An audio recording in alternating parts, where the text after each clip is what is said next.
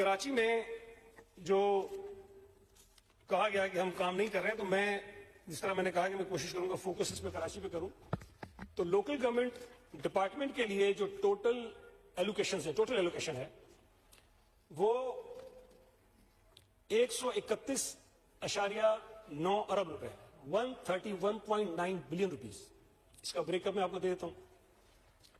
اس میں جو F P اے ہے وہ 45.5 بلین ہے، اور جو گورنمنٹ آف سندھ کا اس کے اندر ڈیولپمنٹ کا ہے وہ 78 بلین ہے.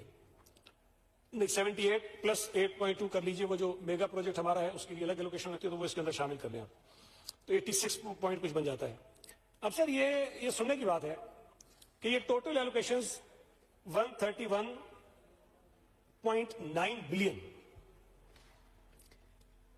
میں صرف 27 ارب روپے کی اسکیمیں ہیں جو کراچی سے باہر کی ہیں.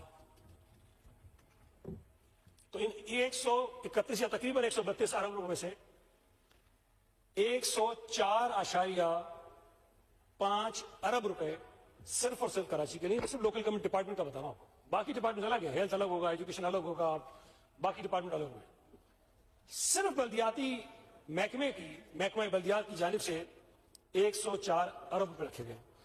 اور اس سال بھی سی ایم صاحب نے جو ہمیں جو پالیسی انہوں نے رکھی، جو کچھ لوگ کہہ رہے تھے اسکیمز میں تاخیر ہوتی ہے، تو جو ہمیں ایلوکیشن اس سال دی گئی ہے اس میں 80% ایلوکیشن جو ہے وہ آن گوئنگ اسکیمز کے لیے ہے.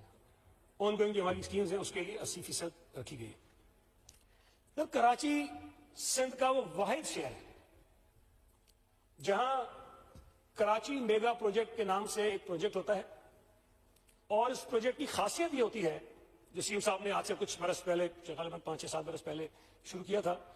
اس کی خاصیت یہ ہوتی ہے کہ اس میں جو اسکیمز رکھی جاتی ہیں اس کے لیے 100% ایلوکیشن ہوتی ہے. 100% پیسے جو ہے اسی سال میں رکھے جاتے ہیں، اور کوشش ہوتی ہے کہ اسکیم ایک سال کے اندر مکمل ہو جائے. کچھ اسکیموں میں ظاہر ہے کہیں ایشوز آ جاتے ہیں، کوئی مسائل آ جاتے ہیں، تو وہ ہو سکتا ہے کہ وہ آگے چلی جاتی ہیں، لیکن حکومت کی نیت یہ ہوتی ہے، پیسے اویلیبل ہوتے ہیں کہ آپ ایک سال کے اندر اندر یہ منصوبے پورے کریں، اور وہ صرف اور صرف جو ہیں کراچی کے لیے رکھے جاتے ہیں.